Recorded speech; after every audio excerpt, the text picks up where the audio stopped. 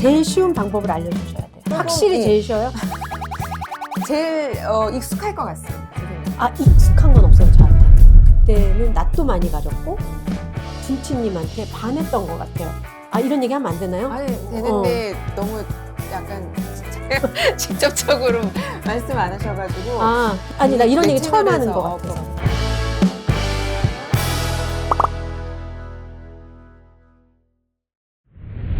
안녕하세요. 사람들의 이야기와 또 옷에 담긴 이야기를 시줄 날출처럼 재미있게 엮어가는 방송 미싱류의 둠칫입니다. 매 방송마다 좀 저 사람은 어떤 삶을 살까? 어떻게 이렇게 왔을까? 이렇게 궁금한 사람들을 제가 모셨거든요. 이번에는 저랑 친하면서도 또 매번 얘기를 들으면 또 새로운 그런 분입니다. 작가, 다양하게 지금 활동을 하고 계세요. 처음에 희곡을 주로 쓰시다가 방송의 극본도 쓰시고 창극도 도전하시고 해서 굉장히 다양한 분야의 글을 쓰고 계신 작가 김민정님을 모셨습니다. 안녕하세요. 안녕하세요. 아, 네. 깜빡했어요. 뭐요? 왜냐면 둠칫이잖아요. 네네. 그래서 나도 뭐 하나 정해와야지 아, 이렇게 생각을 했는데 괜찮습니다. 움칫할까? 이거 잘라야 되나? 움칫 김민정 호 같다. 작가니까 움칫 김민정? 움칫 김민정님 모셨습니다. 아, 저랑 편하게 얘기하는 사석에서도 막 정신없이 얘기하고 정말 이분을 제가 만난 거는 10여 년 전.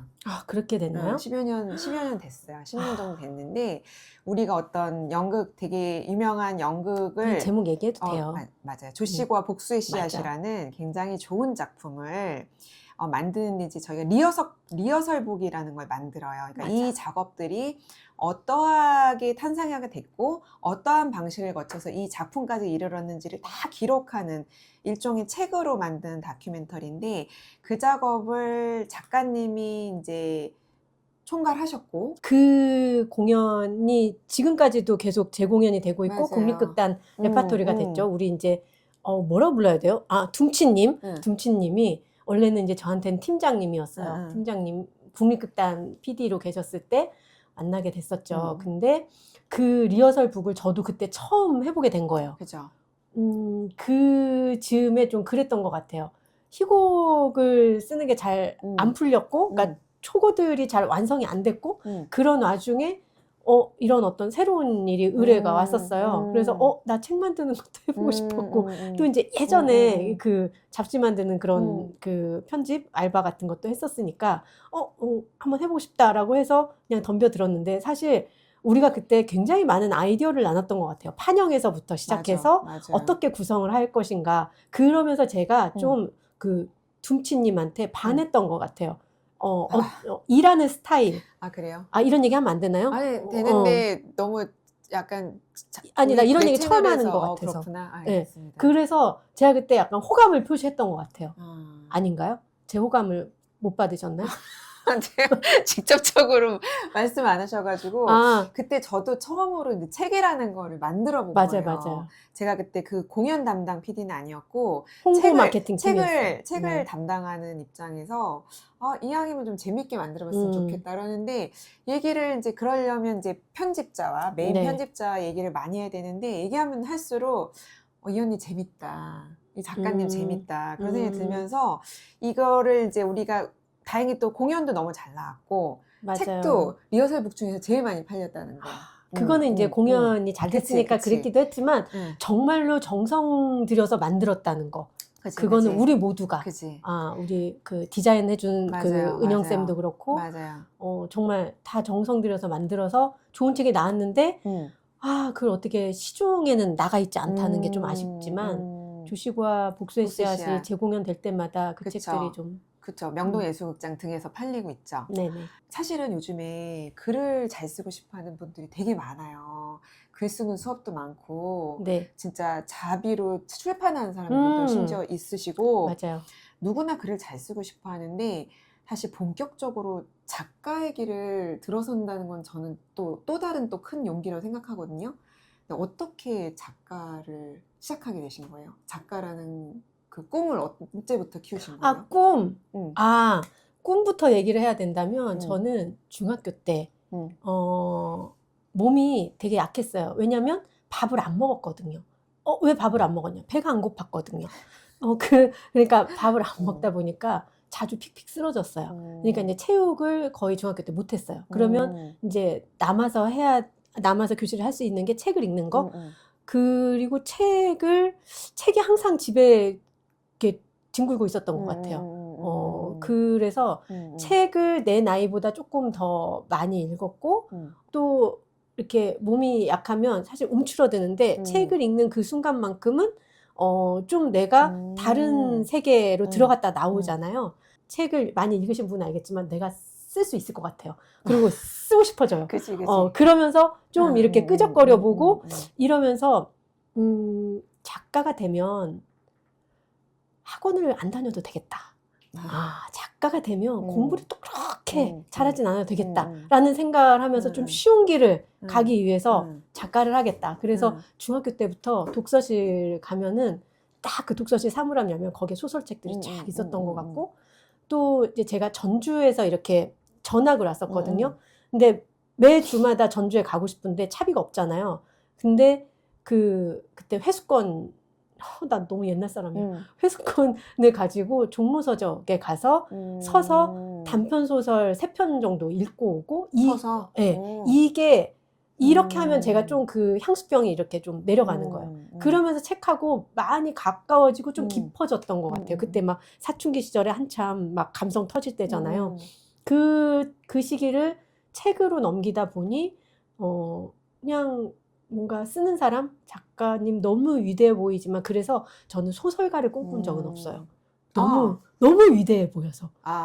근데 너무 커. 접근하기 너무 네. 커. 그거는 막 박완서, 박경리 막 너무 대단하잖아요. 또 막 저희 때는 막 대하소설 막 이런 거 막 아리랑 새백산맥 막 이런 때여서 그래서 저는 짧으니까 시는 쓸 수 있겠지 해서 시집 많이 읽었었고, 사실 대학을 그래서 이제 시 전공을 하게 됐어요. 근데 또 이제 이런 것도 있었던 것 같아요. 제가 외고를 갔는데, 그 연극계 7대 불가사의 중에 하나.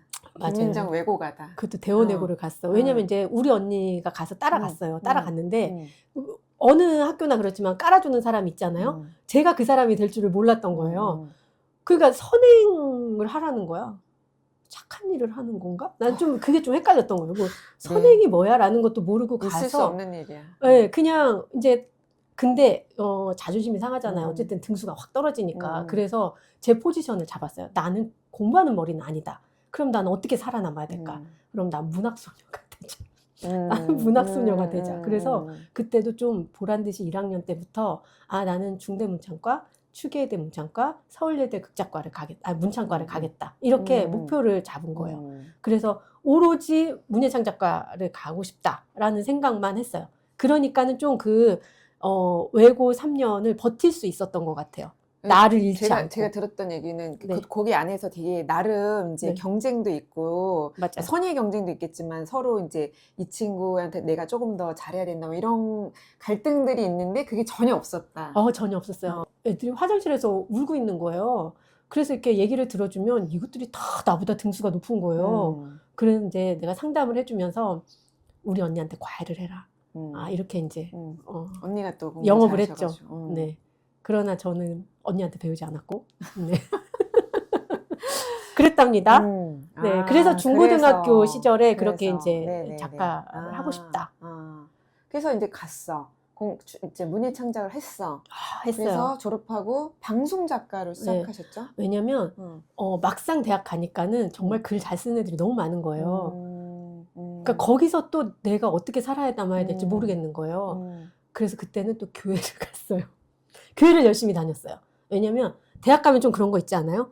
내가 좀 다른 일을 하고 싶어요. 세상에서 어려운 일을 하고 싶어요. 그래서 처음에 했던 게 우리나라가 민주화되는 게 너무너무 어려운 일 같은 거예요. 이거를 내가 하겠다라고 했는데 너무 힘들더라고요. 막 무섭고 간이 작아가지고. 그래서 그 시기를 지나고 나니까 이 나라 그러니까는 사람이 구원을 받는 일, 그게 또 불가능한 너무 어려운 일 같은 거예요. 그래도 교회를 열심히 다녔었어요. 음. 그렇게 대학을 지나고 나니까 시를 열심히 썼어야 되는데 시로 졸업을 하기가 싫은 거예요. 근데 제가 공연은 많이 보러 다녔었어요. 연극을. 그때 한참 이제 연극과 소설의 시대였기 때문에 문학의 시대였죠. 그러다 보니 희곡을 하나 쓰고 싶더라고요. 그 시기에만 쓸 수 있는 이야기를 졸업작품으로 제가 희곡을 썼어요. 그러면서 또 이제 먹고 살아야 되잖아요. 근데 언제까지 글짓기 선생님만 할 수는 없으니까 그러다가 방송개발원 그런 데를 가서 구성작가 반을 하고 나니까는 케이블 TV가 막 생길 때여서 이게 그런 데로 작가들이 많이 필요했죠. 근데 저는 이제 KBS 라디오 쪽에 시험을 보고 들어오게 됐었죠. 정말 운이 좋았던 거는 그 해에 딱 한 번 시험이 있었어요. 그러니까 이제 너무 인맥으로 뽑지 말자. 우리도 한번 이렇게 공개 채용을 해보자 해서 딱 한 번 있었는데 제가 운 좋게 그 해에 시험을 봤었고 그리고 이제 문희창 작가를 나왔다고 하니까 라디오 드라마 팀에 들어가서 이제 다큐멘터리 드라마, 그러니까 라디오 다큐멘터리, 라디오 드라마를 하게 됐고 그게 24살이에요. 24살이었고 지금까지도 하고 있어요. 근데 방송 작가를 하시다가 왜 다시 그 대학원에 가셨어요? 전문사 가셨잖아요. 맞아요. 방송 작가를 하다 보니까 약간 제가 감당하기 힘든 상황들에 자꾸 벽이 생기는 거예요. 그러니까 그걸 뛰어넘어야 되는 거죠. 이를테면 이제 제가 처음 했던 프로그램이 약간 인간극장 같은 프로그램이었어요. TV로 치자면. 그러니까 전국에 있는 어떤 사람을 섭외해서 찾아가서 거기에서 인터뷰를 하고 와서 그 사람의 인생을 이제 라디오 다큐드라마처럼 쓰는 거였어요. 굉장히 저한테는 도움은 많이 됐지만 매번이 도전이었던 것 같고 그러니까 방송 원고는 또 방송은 한 번 하고 나면 끝나잖아요. 이게 네네. 뭔가 남지가 않잖아요. 그러니까 내 글을 쓰고 싶다라는 게 점점 이렇게 올라오는 거죠. 그냥 글을 쓰고 싶다 해서 이제 내 글을 쓰고 싶다 이렇게 하면서 저한테는 좀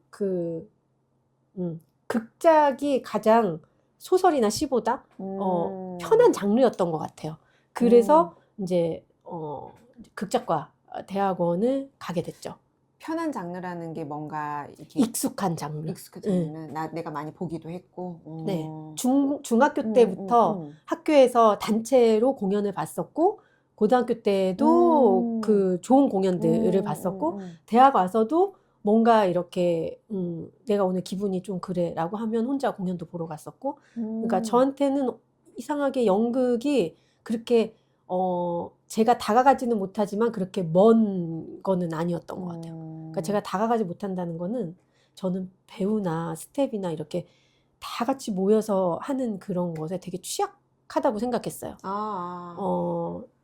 그때는 낯도 많이 가렸고 지금으로서는 상상이 안 갑니다. 네.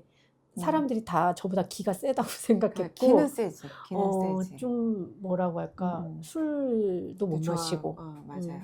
그런 점에서 그러니까 남한테 보여지고 막 목소리 크고 이런 사람은 아니었던 거예요. 그러다 보니 그냥 조용히 혼자 뭔가를 하고 싶은데 그게 그러니까 연극으로 섣불리 극단으로는 못 들어가고 그러면서 이제 좀 극작과를 가서 좀 한번 희곡을 써볼까라고 해서 갔고 그때는 완전 방송 일에 어떤 스트레스가 가득 차 있었던데 네. 여기가 과연 나랑 네. 맞는가라는 생각을 항상 하고 있었던 때.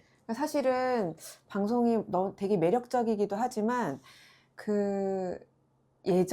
지금 되게 많이 좋아졌다 들었어요. 예전만 네, 해도 맞아요. 뭔가 이렇게 약간 누르는 것도 있고 위계서열 같은 게 되게 강하고 그리고 되게 방송이 하다 보면 이렇게 소모전일 때가 많아요. 그러니까 나를 소모시키는 작업이다라는 생각을 들게 할 때가 있어요. 이게 작업이 이렇게 쌓이면 그러니까 그 노하우가 없었던 거죠. 너무 어렵기 때문에.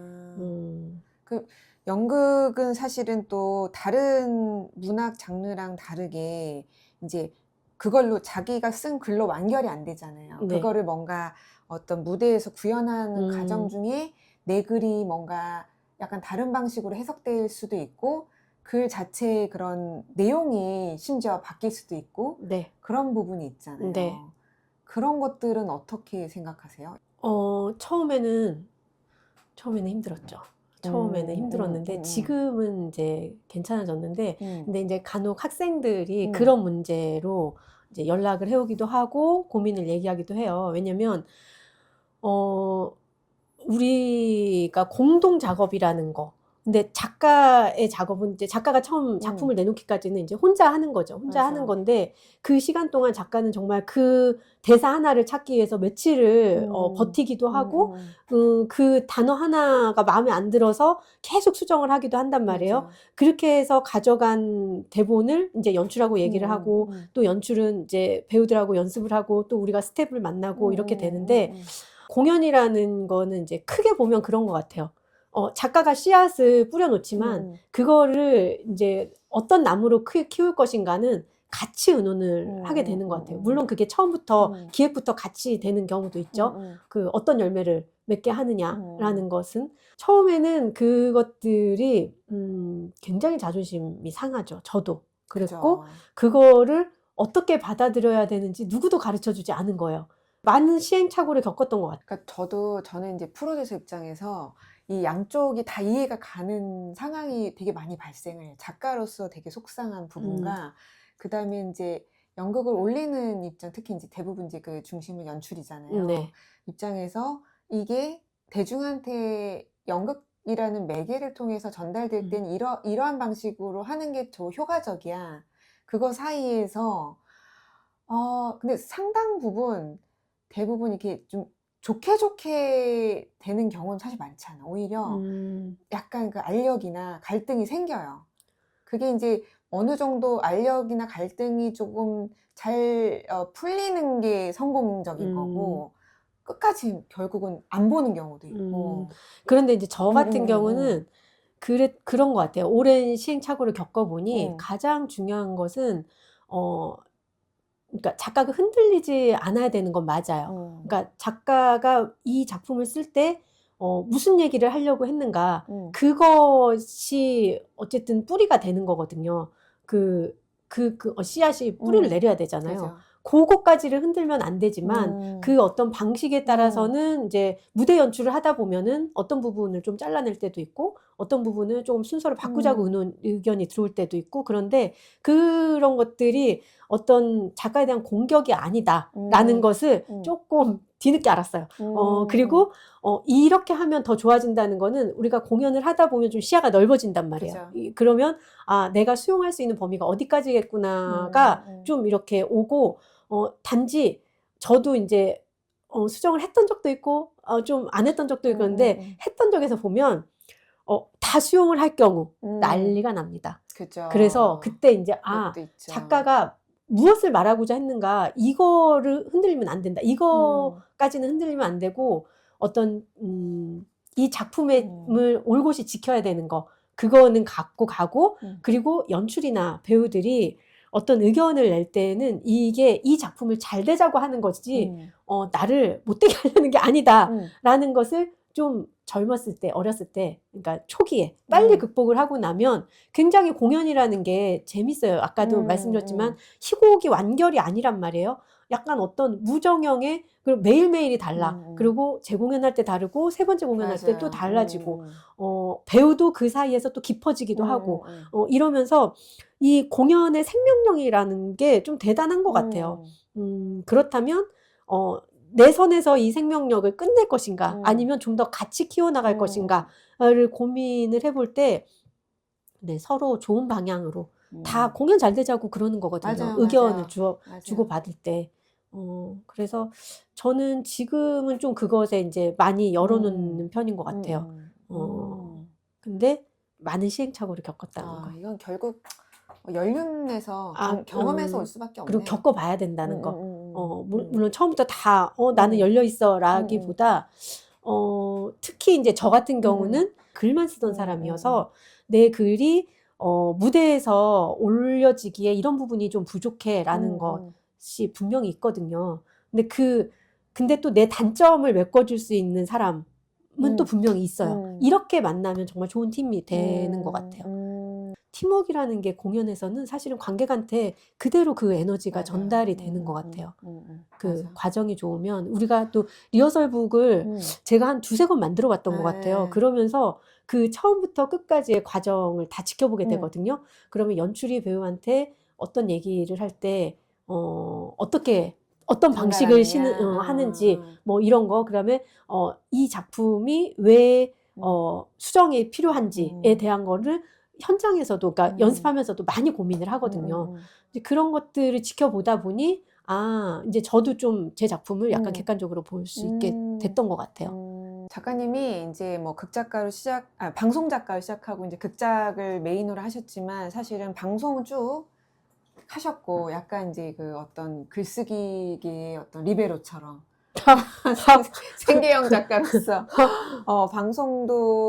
방송 작가로도 꾸준히 일을 하면서 연극, 뮤지컬, 창극, 그죠? 최근에 창극 끝났죠. 창극까지 다 하고 그다음에 이제 자기 작품을 직접 쓰기도 하고 소설 같이 1차 저작물을 이제 각색, 윤색하는 2차 저작물로 만들기도 하고 그죠? 네. 그다음에 그런 뭐 약간 다큐멘터리 형식으로 만들기도 하고 네.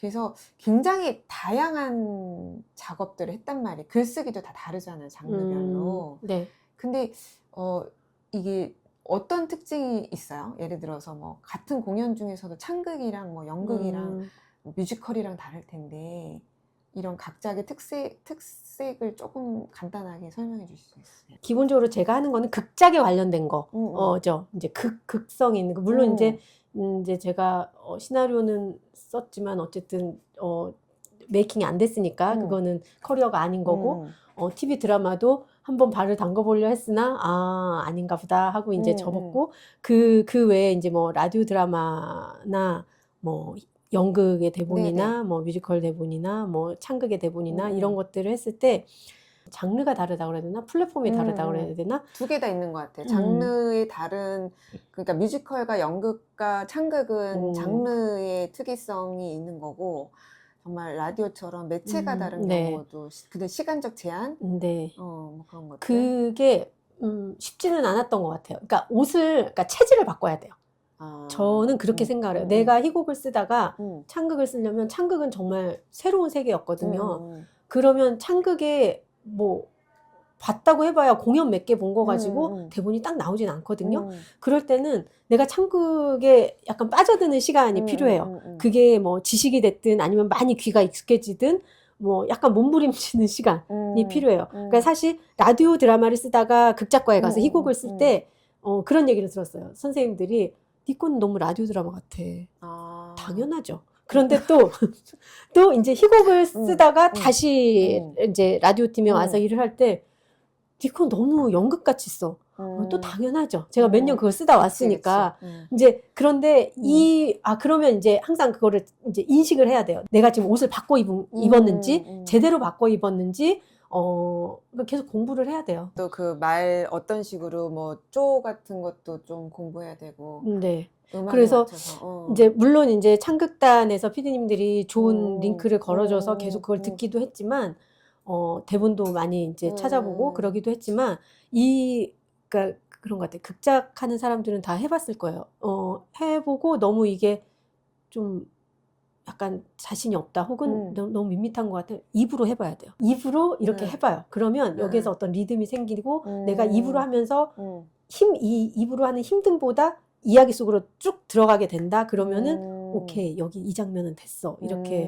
이런 식으로 좀 했던 것 같아요. 왜냐면 음악하고 같이 가야 되는데 뮤지컬은 그러니까 음악극을 쓸 때는 어떤 그 곡의 구성이 있단 말이에요. 그것을 놓고 이 이야기를 어떻게 음악으로 이렇게 바꿔볼까 이런 거를 생각을 한다면 창극은 말에서 음악으로 넘어가는 그 큐가 뮤지컬하고는 다른 것 같아요. 그냥 말하다가 노래를 해야 되고 뭐 그런 것들이 좀 새롭기도 하고 근데 그런 장점은 있는 것 같아요. 제가 아까 이제 약간 체질을 바꿔야 된다. 옷을 갈아입어야 된다고 얘기를 했잖아요. 그러니까 희곡을 쓰다가 음악극 작업을 하잖아요. 그러면 희곡을 2편 쓰는 것보다 에너지가 훨씬 덜 들더라고요. 그러니까 새로운 거잖아요. 새로운 거를 할 때는 당연히 힘들지만 재밌는 것도 있잖아요. 그쵸. 그러니까 이제 창극을 하다가 뭔가 라디오 드라마를 쓰는 거 이거는 내가 방금 전까지 창극을 했는데 라디오 드라마를 쓰면 너무 힘들지 않아? 그러니까 일을 연달아서 하면 힘들지 않아? 아니에요. 이게 다른 에너지가 생겨요. 그래서 오히려 그래서 제가 그러니까 뭔가 연금, 그러니까 희곡만 꾸준히 음. 쓰거나 이러지는 못했잖아요. 그렇지만 나름대로는 재밌게 했던 것 같아요. 그러니까 뭐 물론 이제 정말 뭐 한 분야에서 쭉 정말 좋은 어떤 그런 작품들을 쌓아오는 것도 의미가 있겠지만 이게 뭐 그게 이제 원래 의도한 바도 있겠지만 또 여러 가지 상황에 의해서 여러 장르를 하다 보니까 저는 이게 또 넓어진 지금은 얕은 대화라고 할 수 있지만 이것들이 점점 일단 넓어져 가지고 되게 이분한테 이것도 맡겨도 되지 않을까 이런 생각이 들게끔 하는 것 같아요. 근데 저분은 이것도 해보셨으니까 이것도 하실 수 있겠지? 그러니까 기본적으로 저 작가는 좀 열려 있다? 그런 생각을 가질 수 있을 것 네, 같아요. 문은 열어놨고요. 근데 깊어지고 싶어요. 앞으로 이제 내가 작업을 하면 몇 작업을 더 할까? 그러니까 한 작업 한 작업이 되게 소중하다 보니까 그 작업에 거는 기대가 나도 너무 큰 거예요. 적당한 기대는 또 자극이 되고 좋을 것 같긴 한데 예전에는 기대를 안 했거든요. 예전에는 하나가 엎어져도 난 늘 엎어졌으니까 또 이거 또 하면 되지 이렇게 생각했는데 지금 하나 엎어지면 데미지가 상심이. 너무 큰 거예요. 그러면서 내가 왜 그럴까를 생각해 보면 나에 대한 기준치가 내가 높았구나라는 것과 그러니까 너무 잘 쓰고 싶은 거지. 너무 잘 쓰고 싶은 것과 또 하나는 이런 기회들이 이제 많지 않을 거라는 걸 아는 거죠. 그래서 하나를 하더라도 잘하고 싶은 거예요. 그런 것들이 나를 너무 못 살게 굴지 않았나라는 생각을 했어요. 그러니까 한 해를 돌아보면서. 적당히 그것도 정말 선이 있어야겠다. 아, 너무 쉽지 괴롭혀서는 않더라고요. 안 되고 네네네. 그렇지만 또 없으면 또 좋은 글이 나오기가 어렵고 맞아요. 잘하고 계세요. 지금 그래요. 잘하고 계세요. 그래요. 하여튼 우리가 더 얘기가 많은데 그래도 옷을 만들면서 맞아요. 얘기를 계속 이어가면 어떨까? 좋습니다. 그래서 옷 하나 옷을 만드는 게 아니죠. 고치는 거죠. 고치면서. 고치는 거죠. 네. 적합하게. 그럼 옷을 조금 보여주시면 좋을 것 같아요. 네네. 이 옷 소개 좀 해주세요. 이 옷이 소개를 어떤 옷인지. 하자면 이 옷이 어떤 옷이냐면 제가 카메라를 짜잔 이렇게 40대를 지나다 보면 딱 붙는 옷 대신 펑퍼짐한 옷을 찾다가 거의 이게 처음에 찾은 옷이에요. 되게 편한 옷이에요. 이렇게 훌러덩 여름에 하나 입으면 되게 편한 옷인데 이 옷을 이제 10년 넘게 입다 보니 빵꾸가 나기 시작했어요. 여기도 이제 빵꾸가 났어요. 이 재질 자체가 또 약간 린넨 아닌가요? 뭔가 이렇게 좀 찢어지거나 좀 틈이 날 수 있는 확률이 조금 있죠. 네. 그런데 이 옷을 버릴 수는 없어요. 왜냐면 여전히 너무 편하고 잘 입고 있어요. 예뻐요. 그리고 그동안에는 여기를 이렇게 작은 오피스로 이렇게 해서 저 바느질을 못 하거든요. 그래서 이렇게 해서 이렇게 쪼매고 다녔었어요. 그러나 이제 연락을 받고 어떤 고칠 만한 옷이 있느냐 했을 때 이 옷이 제일 먼저 생각났고 한번 꼬매보자가 아니라 한번 수선을 해보자 라는 생각에 수선. 갖고 와봤습니다. 저희가 저번 시간에도 말씀드렸지만 이제 비저블 멘딩이라고 해서 보이는 수선인데 저희가 작가님과 얘기를 해서 요거를 이렇게 그냥 간단하게 이 안으로 이렇게 메꿔가지고 감침질하는 방법도 있겠지만 오늘은 오히려 더 이 부분을 더 강조해서 개성 있게 수선하는 방식으로 해보려고 해서 오늘 적용해볼 수선법은 다닝입니다. DARN 말 그대로 이제 뭔가 메꾼다는 뜻인데 그 다닝을 해볼 건데요. 이거를 이 상태에서 그대로 실을 이제 이렇게 직조해가지고 메꾸는 방법도 있고 조금 더 고정시키기 위해서 뭐 틀을 하거나 아니면 이제 그 다닝 그 머쉬룸이라고 해가지고 요렇게 이제 버섯처럼 생긴 거를 요렇게 딱 고정시켜가지고 아주 딱 붙잡아가지고 하는 방법도 있고요. 이런 식으로 우리 많이 트는 자수틀 있죠. 많이 쓰는 이런 자수틀을 가지고 고정시켜서 하는 방법도 있고 사실 이게 없어도 할 수는 있어요. 그거는 정말 자기가 하기 나름인데 제일 쉬운 방법을 알려주셔야 돼요. 자수틀을 하겠습니다. 제일 쉬워요? 확실히 제일 쉬워요? 제일 익숙할 것 같습니다. 익숙한 건 없어요, 저한테. 왜냐면 저는 진짜 바느질을 해본 적이 없어요. 일단 하자고 하니까 왔어요. 왜냐면 나 같은 사람도 있는 거예요. 맞아요. 그쵸? 맞아요. 그리고 저희가 매번 말씀드리지만 쉬운 거. 잘할 필요 없다. 내가 그냥 내 스타일에 맞춰서 재미있게 하고 가면 된다. 그래도 잘하고는 싶은데 잘할 수 없으니까 그냥 재밌게라도 하자. 그러면 제일 익숙한 걸로 이 네. 자수틀을 쓸 건데요. 자수틀은 이제 작은 틀을 밑에다 고정시키고 요 위에다가 이제 이걸 이렇게 쫀쫀하게 딱 당겨주는 거예요. 네. 당겨줘서 이제 바늘이 이제 어느 정도 이렇게 텐션, 긴장을 갖고서 할 수 있게끔 훨씬 쉽게 하는 방법인데, 이제 많이 해보셔서 익숙하신 분들은 여기서 바로 하시면 되는데, 네.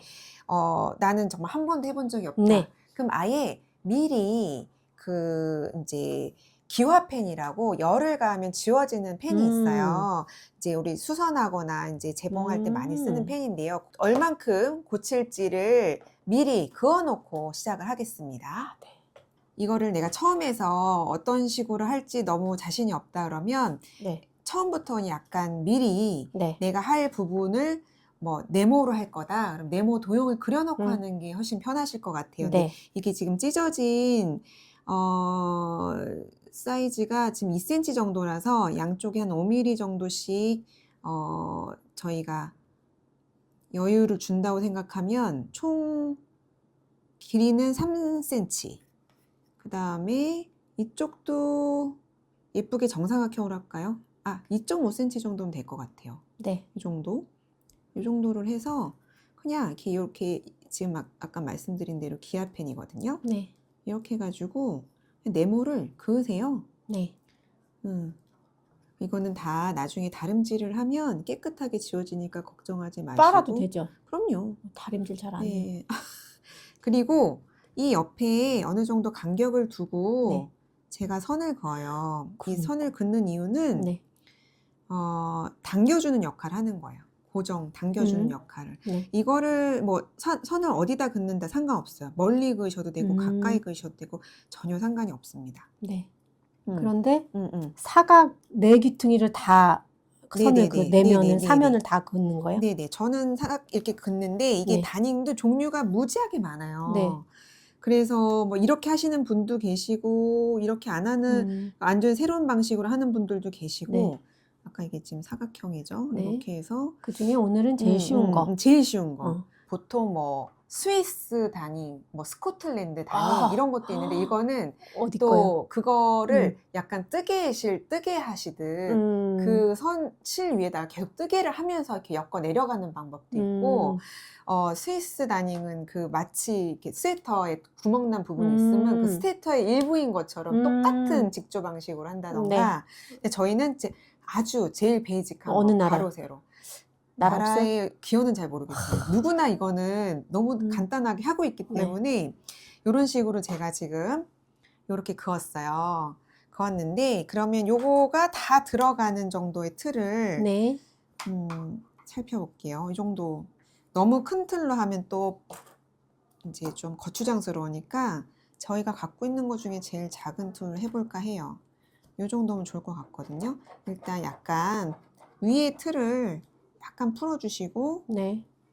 들어가는지 볼게요. 조금만 더 필까요? 이렇게 했어요. 네. 그리고 약간 더 밀어준다, 더 여기 튀어나오게 한다라는 생각으로 한 다음에 최대한 고정시켜 주시면 됩니다. 보여드릴까요? 이렇게 지금 고정이 됐어요. 색을 아까 제가 이거 준비하는 동안 여기다 어떤 색을 하면 좋을지 골라달라고 했는데 어떤 색 고르셨어요? 한번 해볼게요. 이렇게 할지 이렇게 할지 스타일이 비슷하네. 이게 이제 조금 더 차분하고 이건 네. 조금 더 발랄한데 네. 이거는 정말 취향입니다. 취향이에요. 취향이요? 어떤 식으로 할까요? 이건 아닌가? 그것도 이쁜데요? 이뻐? 저는 이쁜데? 이 색 자체는 이쁜데 여기랑 잘 맞아요? 잘 맞아요. 잘 그럼 맞아요. 얘 저는 두 가지 색깔로 하고 싶거든요. 네네네. 그럼 걔랑 뭐랑 아니야. 아니야. 얘랑? 그것도 나쁘지 않은 것 이렇게? 같아요. 이렇게 한번 해볼까요? 그래. 예, 그래서 어차피 이게 짧은 팔 원피스라서 조금 더 시원한 색깔로 가도 좋을 것 같습니다. 그래서 저희가 아까 이렇게 다 그어놨잖아요. 그리고 지금 그 실도 골라주셨어요. 이렇게 조금 은은한 푸른빛이 도는 회색빛도 도는 실이라서 요 실하고 실 하나 더 있었죠. 어떤 실? 이색 실 아니었나요? 그죠? 요색실 두 가지를 가로 세로로 두 가지 실을 사용해 볼 건데요. 실을 이렇게 끼웠고요. 자수바늘에. 근데 밑에 끝에다가 매듭을 지었어요. 이 실 길이는 자기 스타일에 맞게 하는데 보통은 이제 팔 길이 정도로 하는데 저는 조금 더 길게 했어요. 이게 이제 왔다 갔다 할 때 많이 소요가 될 것 같아서. 그래서 이 실은 밑에서 시작을 합니다. 그래서 이 끝에 지금 그었죠? 네. 당기는 지점으로 커서 그 맨 밑에 있는 쪽으로 이렇게 왔어요. 지금 실이 길 때는 최대한 이 양쪽 실의 길이를 차이가 나지 않게 좀 당겨주고요. 그러면 다시 들어가요. 다시 들어갔다가 나올 땐 어디로 나오냐? 이 네모의 한 귀퉁이. 네. 이로 나와요. 네. 여기까지 쉽죠? 네. 그 다음에 다시 이 네모 끝 귀퉁이, 다른 끝 귀퉁이를 들어갔다가 그대로 요거를 조금 잘 조율을 하셔야 되는데 그대로 여기 일직선으로 위에서 두 번째 선으로 나와요. 네. 그랬다가 다시 또 마지막 선으로 들어가요. 그러니까 네. 들어갔죠. 네. 그런 다음에 그럼 옆으로 옮겨야 돼. 한 칸 옆으로. 근데 너무 촘촘히 옆으로 옮기면 안 되고요. 네. 약간 여유를 한 1mm 정도? 1mm 정도 두고서 틈을 네. 그 다음에 또 들어와요. 그 다음에 다시 반복하는 거예요. 그러면 또 네모 들어갈 때도 바로 옆으로 붙이면 안 되고 한 1mm 정도 틈을. 그게 어렵네요. 1mm. 요거 하다 보면 그렇게 네. 어렵지 않아요. 요렇게 뭐 중간에 여기 끼거나 하는 것만 네. 엉키지 않게만. 네. 여기도 1mm. 그러면 또 요 나오는데도 1mm. 네. 2mm씩 할까? 2mm 하면 너무 듬성듬성일 그래요? 수 있을 것 같아요. 딱 1mm가 이 정도? 이 음. 정도 약간 그 사이가 보일 정도로 네. 그렇게 해주시면 좋을 것 같고 그 다음에 1mm. 그러면 그 다음에 어디로 가야겠죠? 어디로 갈까요? 어디로 가면 될까요? 여기로 가요. 그렇죠. 바로 옆에 1mm 가면 돼요. 너무 팽팽해도 안 되지만 네. 너무 느슨하면 나중에 헐렁헐렁 하잖아요. 적당히 텐션을 내 안에서 하는 끊임없는 질문들이 있잖아요. 네. 그것들에 대해서 깊이 생각해 보니까 피하지 않고